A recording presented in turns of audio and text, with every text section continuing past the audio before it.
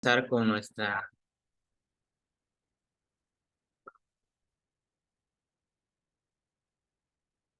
Bueno, quisiera saber si me escuchan, porque yo no los escucho.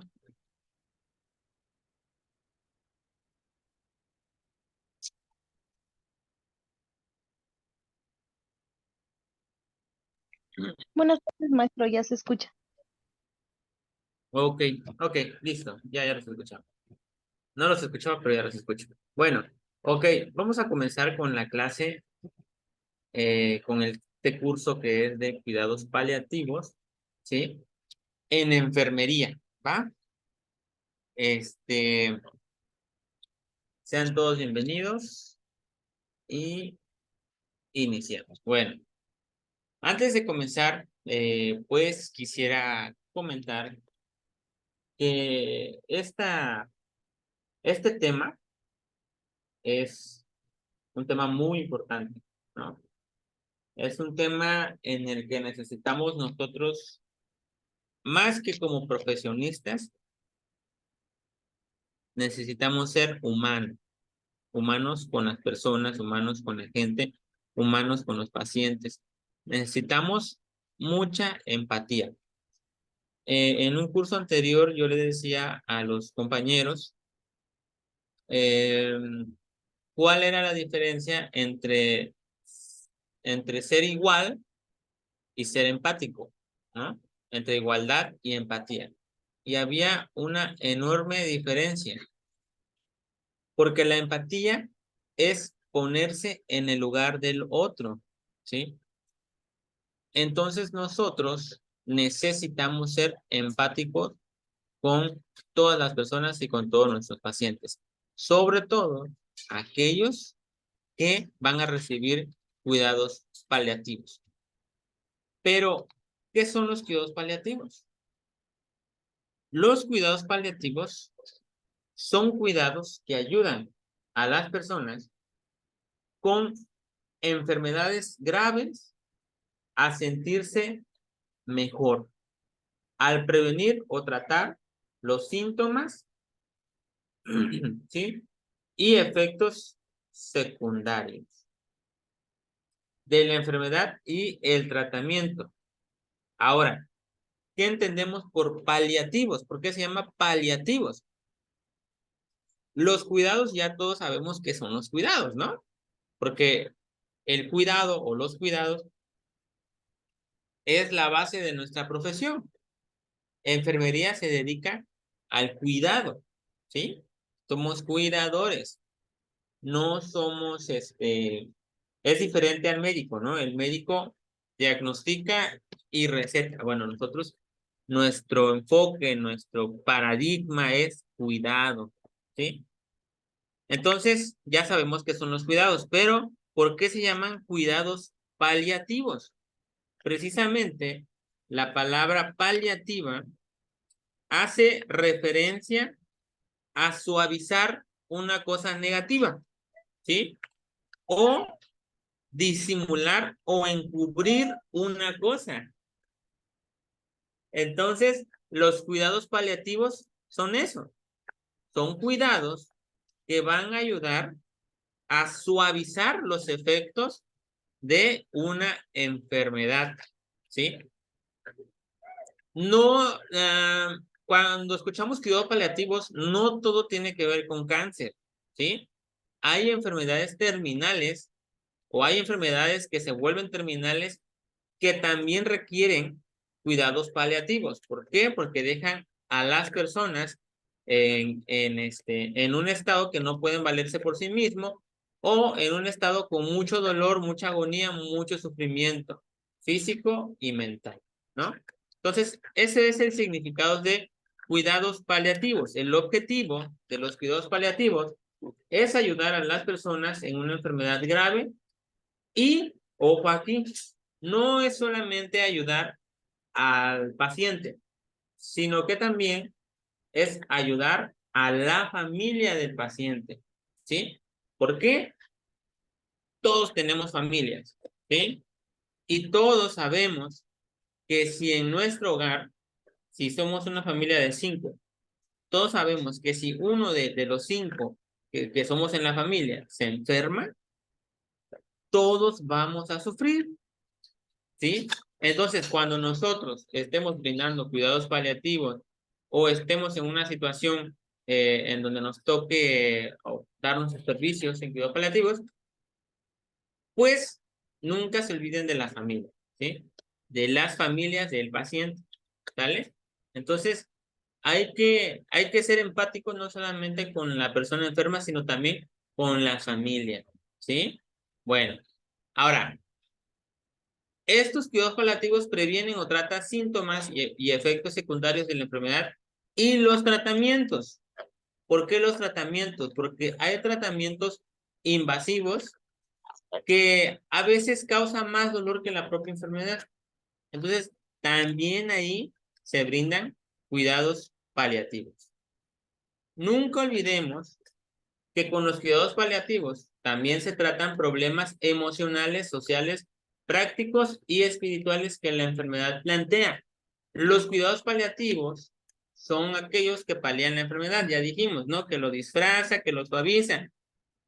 No solamente los síntomas físicos, sino también lo que dice aquí, los emocionales, los sociales, los prácticos y espirituales. O sea, brindar cuidados paliativos es ser holístico. No sé si se acuerdan en la universidad, ¿no? Se les enseñó mucho, se nos enseñó mucho, qué era la palabra holística o integral, ¿no? Entonces, cuando se brindan cuidados paliativos, todo tiene que ser holístico. No podemos enfocarnos solamente en, en los síntomas físicos, ¿no? Sino que debe de ser todo de la persona. Y no solo la persona, dijimos, sino también de la familia. ¿Y cuándo se brindan estos cuidados? Bueno, a diferencia de la atención para pacientes terminales, por eso les decía que no todo es cáncer en los cuidados paliativos, los cuidados paliativos se comienzan a brindar al momento del diagnóstico de una enfermedad potencialmente grave que puede llevar a la muerte o al mismo tiempo que comienza el tratamiento. ¿Por qué al mismo tiempo que comienza el tratamiento? Porque a veces dijimos, a veces el tratamiento causa más dolor y más sufrimiento que la propia enfermedad. Pero entonces, ¿en qué tipos de enfermedades podemos brindar cuidados paliativos? Podemos brindar en cáncer, en enfermedades cardíacas, en enfermedades pulmonares, en insuficiencia renal, disfunción hepática, en demencia, en VIH-Sida, en esclerosis lateral, ¿sí? En COVID-19, también, ahora que fue lo del COVID-19, pues quienes tuvimos la oportunidad de estar trabajando en los hospitales, ¿no? Pues pudimos ver cuánto sufrió, ¿no? Cuánto sufrieron esas personas que fallecieron por COVID-19, ¿no? Era estar encerrado 24/7, totalmente aislado, con unos enfermeros que ni les veías la cara, ¿no? Ahora, si nos ponemos en el lugar de los pacientes, ¿cómo nos sentiríamos, no? Que nos está atendiendo una persona que no le podemos ver o no le podemos ver bien la cara porque teníamos el protector, ¿no? Entonces, y aparte teníamos el KN95, ¿no? Entonces, ¿qué habrán sentido los pacientes, ¿no? ¿Qué habrán sentido cuando les dijeron, ¿sabes qué? Es necesario que te intubemos, ¿no? Porque antes de intubarlo, la mayoría de los pacientes pues estaban conscientes, ¿sí? ¿Cómo se habrá sentido esa desesperación de no poder respirar, no? O sea, en todo eso es que nosotros para brindar cuidados paliativos tenemos que pensar, ¿sí? En ponernos en el lugar del paciente. ¿Cómo yo, como enfermero, puedo mejorar esa condición? O al menos, si no mejorar, pero por lo menos hacer que el paciente no la pase tan mal de lo que ya está pasando, ¿no? Que no la pase más mal todavía. Eso es cuidados paliativos. y otras enfermedades activas, progresivas y amenazantes para la vida. Ahora, si dijimos que los cuidados paliativos tienen que ser holísticos, tienen que ser integrales, tienen que ser tomando en cuenta al ser biopsicosocial, que es una persona, entonces eso quiere decir que brindar cuidados paliativos es un trabajo interdisciplinario y multidisciplinario también. ¿Por qué? Porque no es enfermería solamente el que brinda cuidados paliativos, ¿sí? Dice la OPS, la Organización Panamericana de la Salud, anota que los cuidados paliativos tienen como objetivo mejorar la calidad de vida de los pacientes y sus familias que enfrentan enfermedades graves mediante la prevención y alivio del sufrimiento, la identificación temprana y la evaluación y tratamiento impecable de dolor y otros problemas físicos, psicosociales y espirituales, ¿no? Lo que dijimos, biopsicosocial. Entonces, ¿qué hacen los cuidados paliativos? Mejoran la calidad de vida, puede prestarse en casa, ¿sí? De hecho, es mejor, ¿no? Que se haga en casa. ¿Por qué? Porque cuanto más cerca estemos del hospital, más estrés para el paciente, ¿no? En centros de salud, hospitales y centros para enfermos terminales. Atención a pacientes con enfermedades potencialmente mortales y a sus familias. Son beneficiosos para los sistemas de salud porque reducen las hospitalizaciones innecesarias, alivian el sufrimiento físico, psicosocial y espiritual. Puede ser prestado por muchos tipos de profesionales sanitarios y de voluntarios. ¿Qué profesionales pueden brindar cuidados paliativos? Recuerden que es interdisciplinario, o sea, que todos van a participar de su rama de profesión, ¿sí? Pero todos son importantes. ¿Cuáles son esas disciplinas? Desde luego médicos y enfermeras, ¿sí? Generales y mucho mejor especialistas, ¿no? Bueno, depende de la necesidad que tenga el paciente, ¿no? Ni uno es más que otro. Pero si hay la necesidad de tal especialidad, pues es bueno que haya esa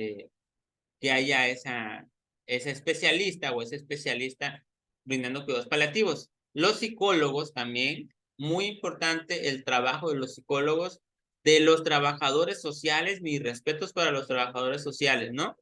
Aquí en el hospital de Salina Cruz, el Hospital General de Salina Cruz, se cuenta con unidad de cuidados paliativos, ¿sí? Fue una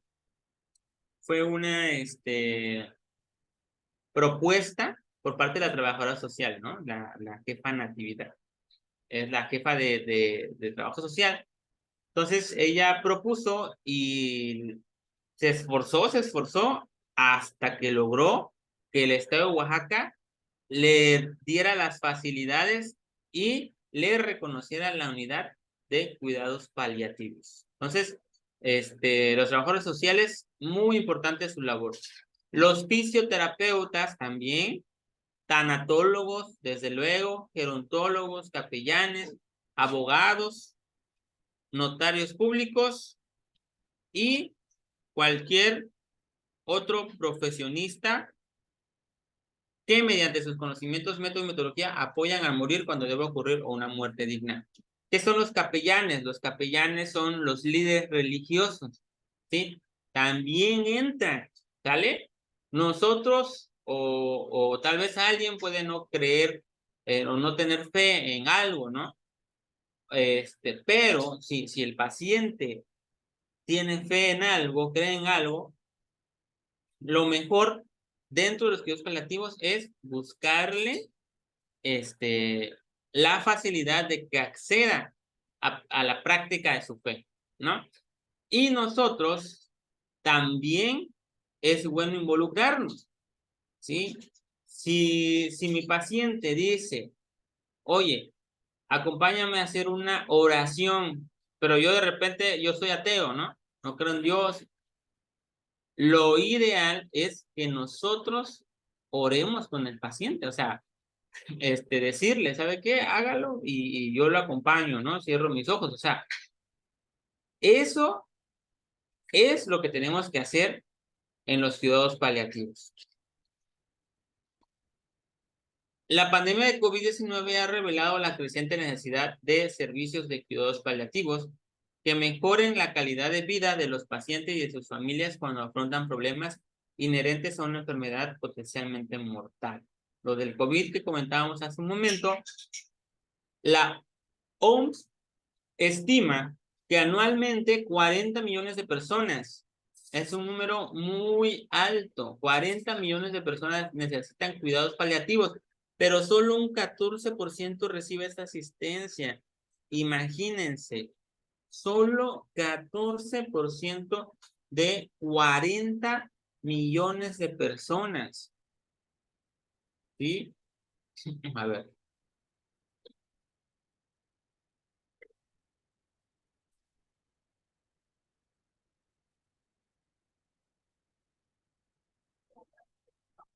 Estamos hablando que de 40 millones solo, 5 millones y medio de personas reciben cuidados paliativos. ¿Por qué?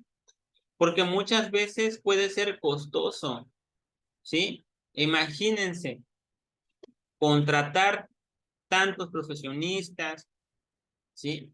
Para llevar el cuidado paliativo en casa, por ejemplo, ¿no? O que estés en un hospital y el hospital pues te cobre los cuidados paliativos. En la mayoría de hospitales públicos no hay unidades de cuidados paliativos, son muy pocos. Entonces, por ese motivo, solo el 14% recibe esta asistencia. Los cuidados paliativos deben tratar el dolor físico como el emocional y el espiritual, tanto el dolor y el sufrimiento de la persona y de la familia se deben atender con el mismo grado de importancia e interés. Fíjense, o sea, sí, mi cuidado está enfocado en el paciente, pero yo les comentaba que la familia sufre igual, ¿no? De la misma forma. O sea que no podemos nosotros decir, ay, bueno, la mamá no está enferma, ¿no? El que está enfermo es su hijo, entonces, pues yo nada más cuido a su hijo y pues ya ahora sí que su mamá, pues lo siento, pero pues bueno, no, tenemos que atender a toda la familia, ¿va? Hay dolores que duelen por fuera y dolores que te van apagando por dentro, ¿no? Para reflexionar. El dolor y el sufrimiento en los equipos multidisciplinarios de atención, conocidos como EMA, así se les conoce, deben acceder a cuidados y atención de dolor y sufrimientos secundarios. La otra edad, dice, la muerte del otro también es dolorosa y sufrible, por lo tanto también merece ser tratada. La comunicación y el diálogo empático es una estrategia y una habilidad esencial para el equipo, que necesita comprender la angustia y el sufrimiento del paciente, de la familia y de los mismos compañeros del equipo multidisciplinario. Aquí ya le estamos agregando algo más. Ya no solamente es el paciente, ya no solamente es el paciente y su familia, ahora es el paciente, la familia y los mismos compañeros. ¿Qué pasa? ¿Qué pasa muchas veces? No sé si a ustedes les ha tocado ver que cuando hay una persona sufriendo y si son dos enfermeros que los atienden o tres y están ahí juntos, no sé si les ha tocado ver compañeros que de repente se quiebran, ¿no? Entonces, se desbordan en el llanto, ¿no? Les duele. A lo mejor no sabemos si nuestro compañero pasó una situación parecida, ¿sí? Entonces, es por eso que la comunicación y el diálogo y los cuidados paliativos también debemos aplicarlo con los mismos compañeros del equipo multidisciplinario. Entonces, ¿cuál es la importancia de comunicarse? ¿Sí?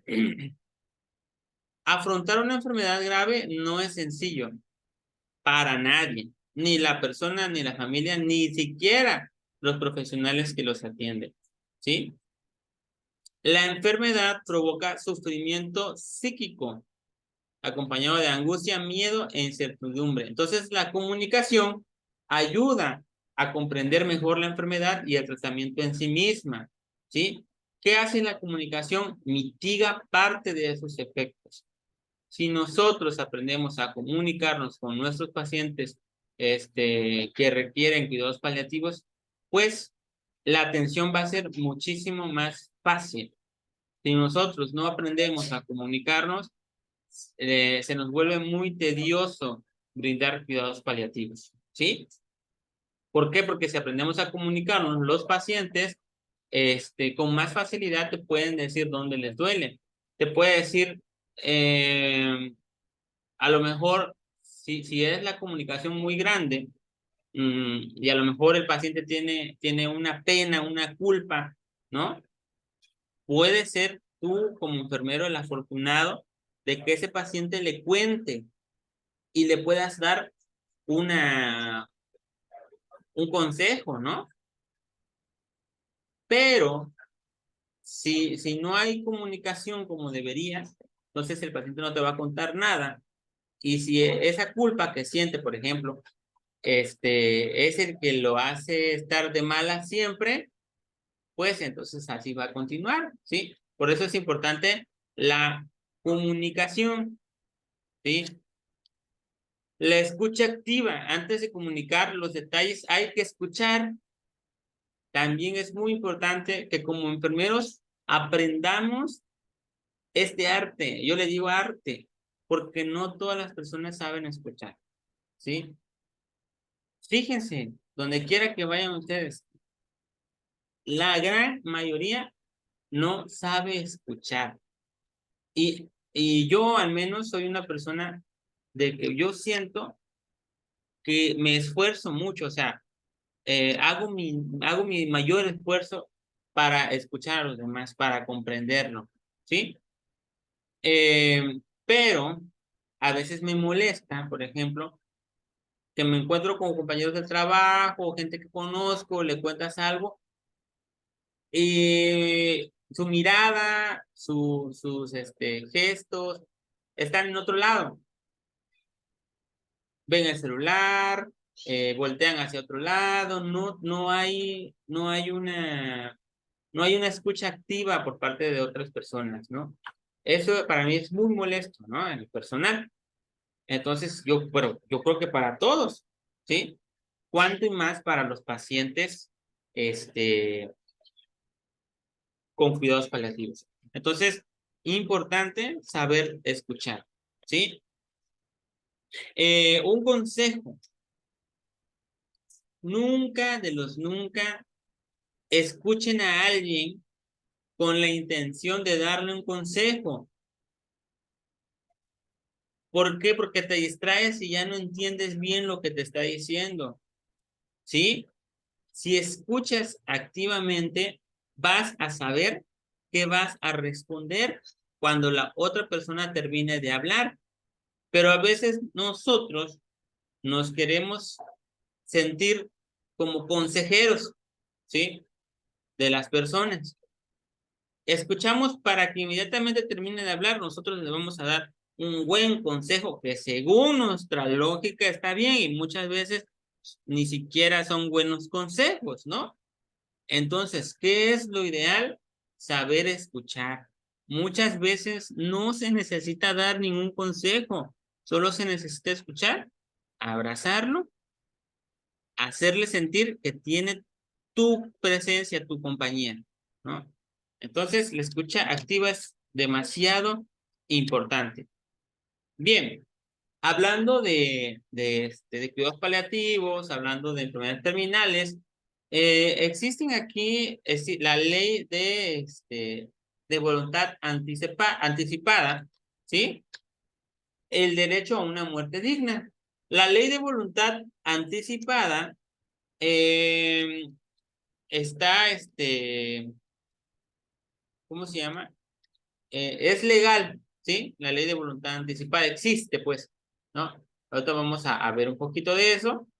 Entonces dice, la medicina moderna ha incrementado la esperanza de vida para todos. Sin embargo, los procedimientos médicos someten al enfermo terminal al uso de aparatos médicos que lo mantienen vivo de manera artificial, prolongando su agonía y sufrimiento. Y en atención a eso, se creó la ley de voluntad anticipada que permite a enfermos terminales decidir si continuar o no con tratamientos que prolonguen su vida. Anteriormente, hacer eso era un homicidio, ¿sí? No un suicidio, un homicidio por parte del personal que le va a retirar, por ejemplo, si está intubado, por parte del personal que va a retirar la intubación, pues así se consideraba. Pero hoy en día, como existe la ley de voluntad anticipada, pues ya no se considera homicidio, ¿no?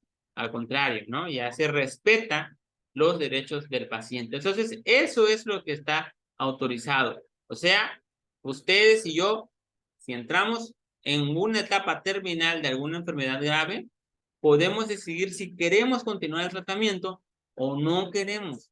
Si queremos dejarla ahí y nada más me quedo con puros cuidados, con puros cuidados paliativos. Entonces, ¿cómo puede ser entendida?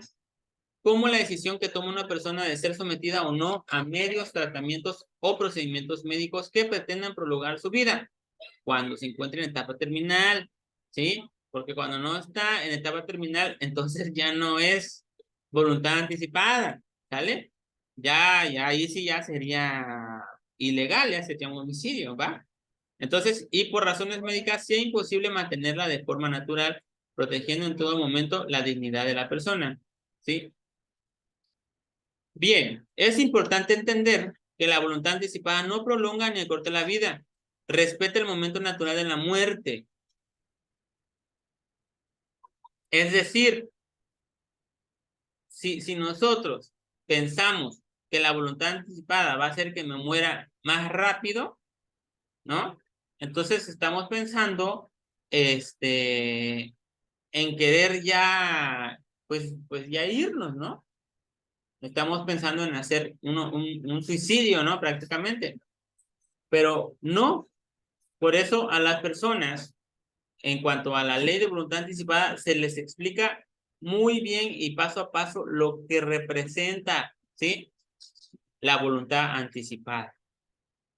Es respetar el momento natural de la muerte.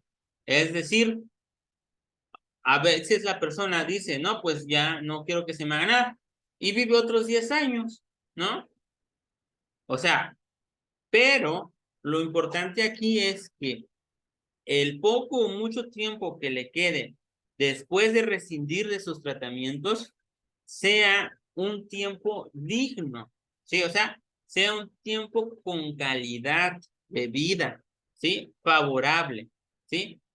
Bueno, favorece la atención y los cuidados paliativos al final de vida, es decir, ofrece acompañamiento al paciente sin intervención médica durante esta última etapa. ¿Qué estados cuentan con esa regulación? Oaxaca está dentro de los estados en donde existe la voluntad anticipada. Es importante aclarar que la voluntad anticipada no es lo mismo que eutanasia, ¿sí? La voluntad anticipada regula la ortotanasia, es decir, la actuación correcta ante la muerte por parte de quienes atienden al que sufre una enfermedad incurable. La legislación no permite la eutanasia o acto deliberado de dar fin a la vida. La eutanasia no está permitido en México. Según me enteré, legisladores de Morena están proponiendo, pues ya tiene como un mes tal vez o 2 meses, estaban proponiendo que se llevara, que la eutanasia ya fuera legal en México, pero no sé qué pasó, ya no, creo que ya no continuaron con el debate o se le dio carpetazo. No sé, no recuerdo, pero no es legal aún. Entonces, la voluntad anticipada en su tiempo cierto es diferente a la eutanasia. La eutanasia ya es punto final, ¿sale?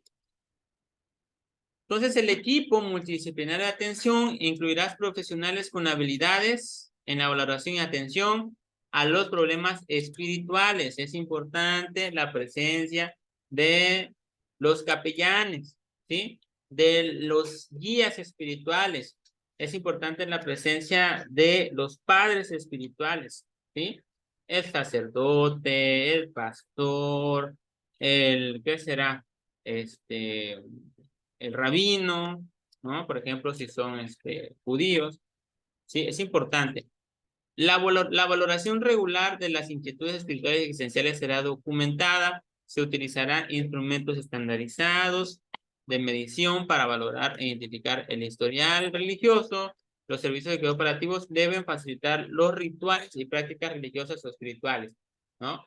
No le vas a llegar y le vas a decir, señora, no puede tener esta cadena de San Judas Tadeo en su cuello mientras está usted hospitalizada, ¿no? No, no. Se le tiene que dar la total y plena libertad a los pacientes. ¿Va?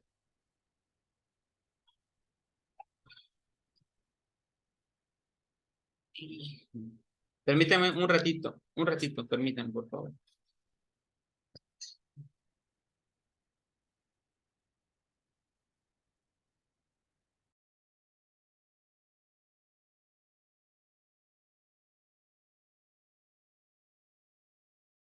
De enfermería, ¿sí? Acuérdense que es multidisciplinario el abordaje de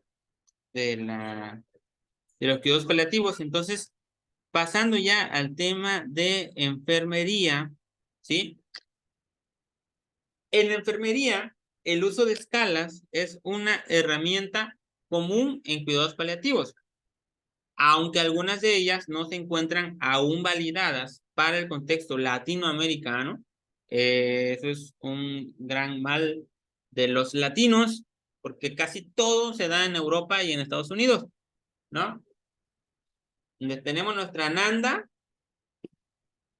americana, nuestro libro de intervenciones americano, pero ahorita ya se manejan las vías de práctica clínica, entonces, bueno, hay punto para nosotros, pero hay muchas cosas que aún no se tiene un desarrollo propio en los países latinos, pero bueno.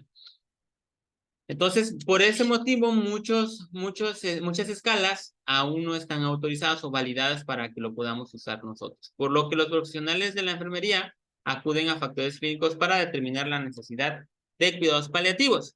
Aquí tenemos una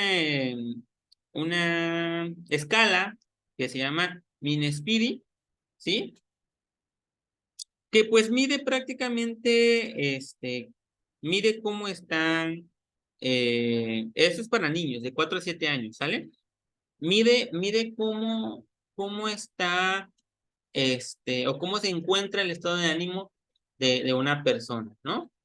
Por ejemplo, si no le molestó o medio le molestó o le molestó extremadamente sentirse triste, ¿sí?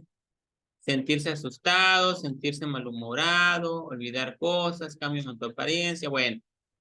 Entonces, esa es una escala, pues al parecer es europea porque, por la forma en que está escrito, ¿no? Por ejemplo, caca líquida, ¿no? Los europeos así hablan, ¿no? Caca, ¿no? Aquí en México casi no se utiliza mucho así, ¿no? Se dice popó, pero en cosas médicas no se escribe popó, ¿no? Bueno, allá dicen mucho caca. Entonces creo que es europeo, ¿va? Bueno, tenemos aquí igual otra escala que es para identificar necesidades paliativas en los pacientes adultos.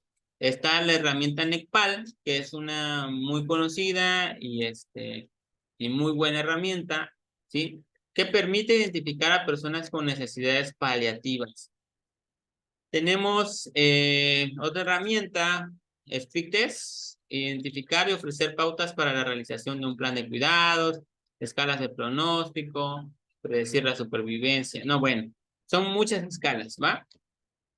Ok, aquí tenemos otra escala, un cuestionario para la evaluación de síntomas, ¿sí? Por ejemplo, nada de dolor, tienen que escoger, ¿no? Un número. Esta es la escala de EVA, ¿no? Nada agotado, cansancio, debilidad, nada somnoliento, sin náuseas, ninguna pérdida de apetito, o el peor apetito que se puede imaginar, etcétera. Bueno, esa es otra escala. Ahora, nosotros como personal de enfermería también tenemos que identificar los síntomas tempranamente de los pacientes que vayan a requerir cuidados paliativos, ¿sí? Es una estrategia fundamental para el abordaje oportuno en las diferentes condiciones que limiten la vida de los pacientes adultos y pediátricos. Y aquí están los síntomas más comunes, ¿sí? Los síntomas más comunes. A ver.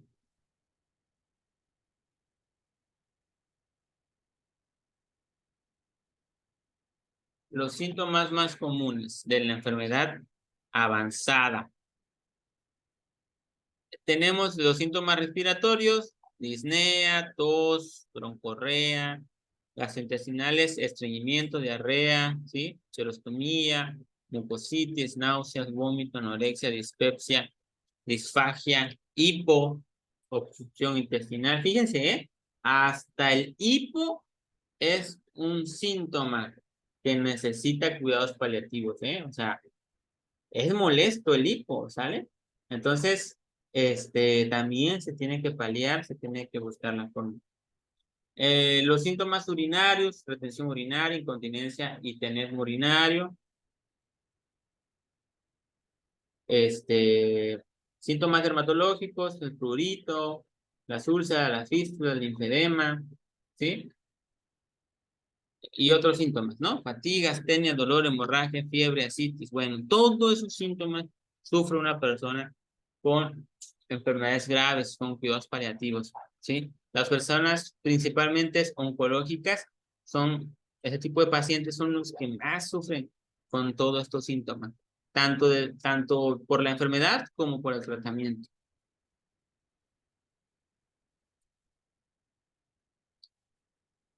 Características y prevalencia de los síntomas. Son muchos síntomas. Y aquí nos dice, ¿no?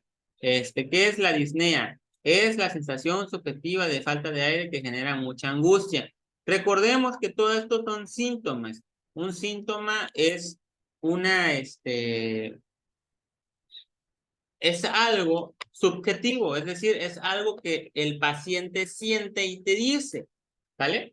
Pero que nosotros no podemos medirlo, ¿no? Eso es un síntoma.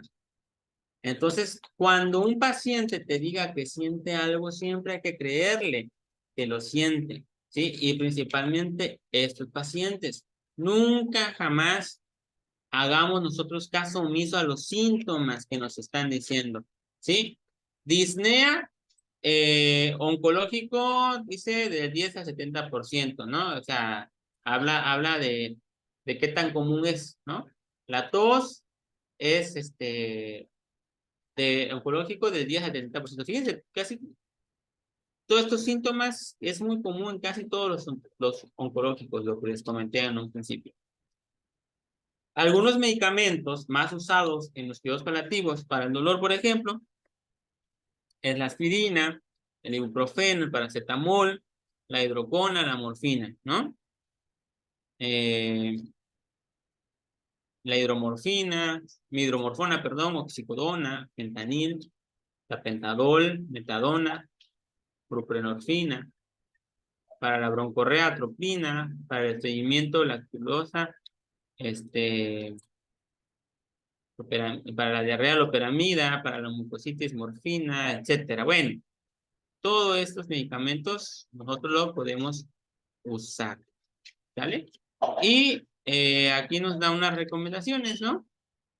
Fíjense, dolor, la hidromorfina, por ejemplo, puede producir estreñimiento, retención urinaria, tolerancia y uso inadecuado, ¿no? Hay que hacerle caso a las recomendaciones, ¿sí? Dice mucositis, la morfina, diluir 16 gotas en 100 mililitros de agua y hacer enjuague antes de las comidas, ¿no?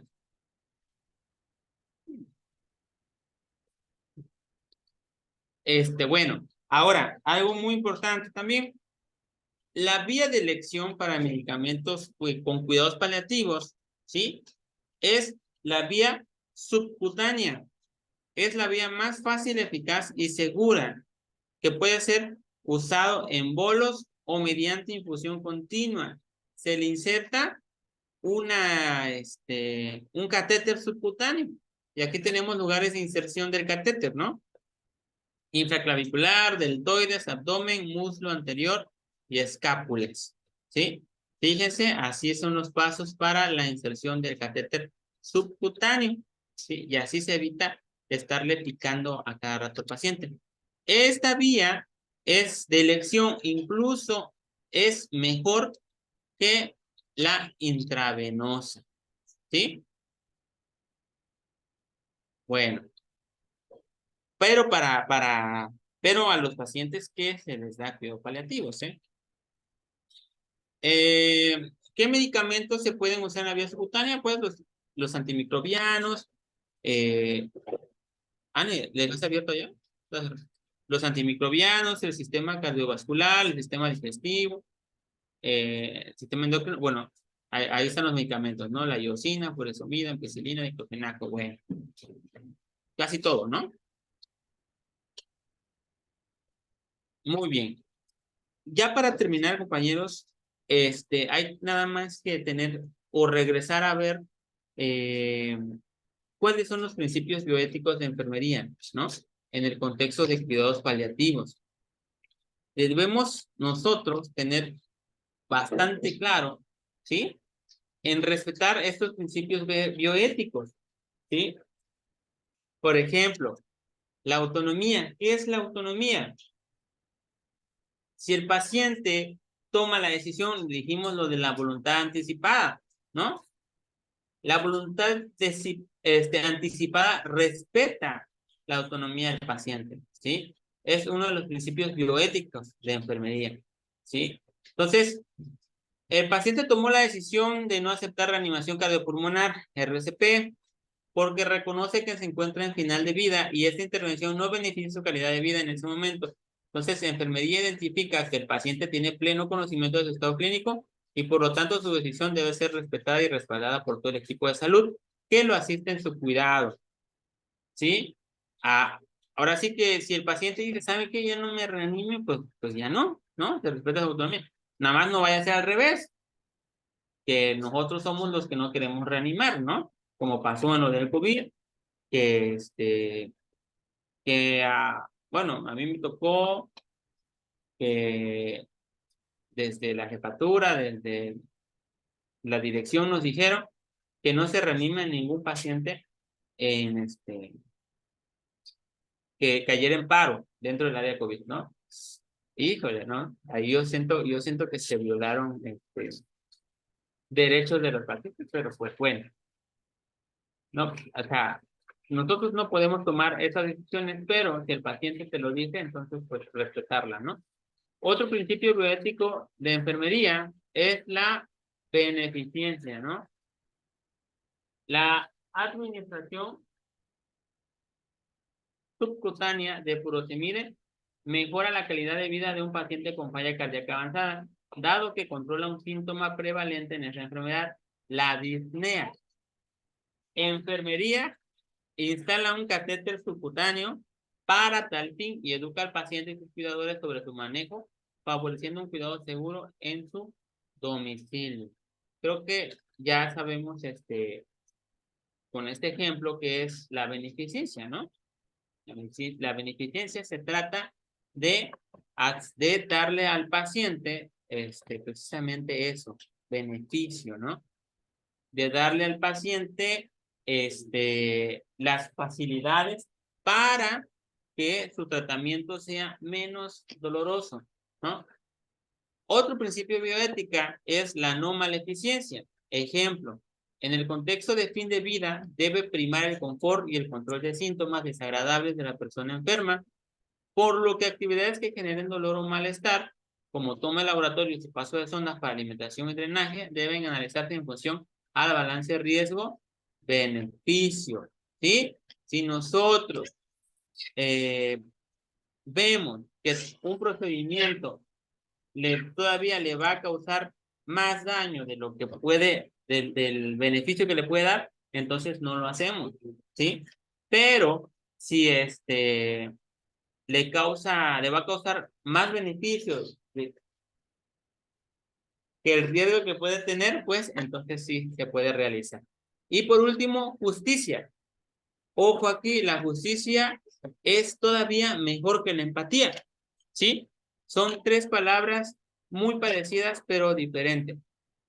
La igualdad, la empatía y la justicia, ¿sí? La empatía, dijimos, es ponerse en los zapatos de otra persona, ¿sí?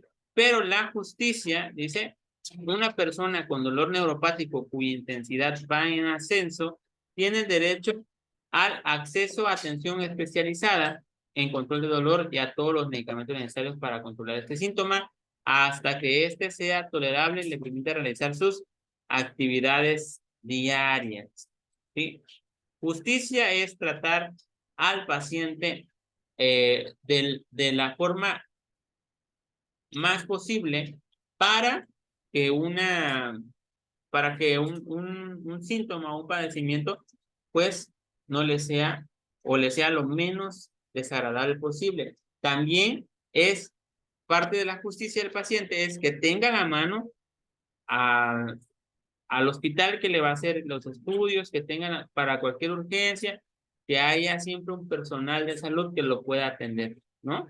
En el caso de los que trabajamos para el gobierno, pues estamos para eso, ¿no? El gobierno nos contrata para que se respete la justicia, ¿sí?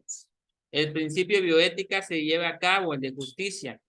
Para eso nos contratan, para que los pacientes con menos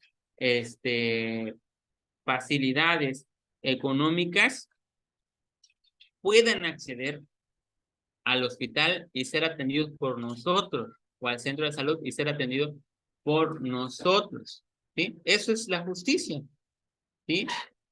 Muchas veces, ¿qué hacemos nosotros? No queremos atenderlos, ¿no? Nos ponemos nuestros moños y nos creemos la última coca del desierto, ¿no? Y no debe ser así. Y quiero terminar con esta frase, ¿sí? Dice, el final de la vida es un momento sagrado y requiere más que buena medicina, requiere humanidad. Entonces, pues, les encargo muchísimo el cuidado de sus pacientes. Recuerden, antes de ser enfermeros, hay que ser humanos, ¿no? Bueno, pues me dio muchísimo gusto compartirles este tema. Espero sea de mucha utilidad para ustedes, de mucho agrado. Por ahí nos estaremos viendo tal vez en otro temita, los que sigan tomando cursos, ¿no? Con la Agencia Guadalupana. Bueno, pues no sé si alguien tiene alguna opinión, damos unos minutitos para que comente, si quiere comentar algo, una experiencia o algo, también, adelante.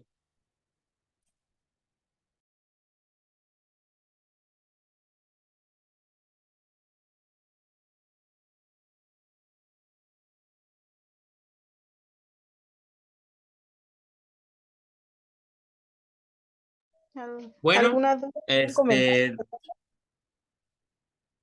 dice, gracias por compartir sus conocimientos y experiencias. Ok, muchísimas gracias, Norma Hernández.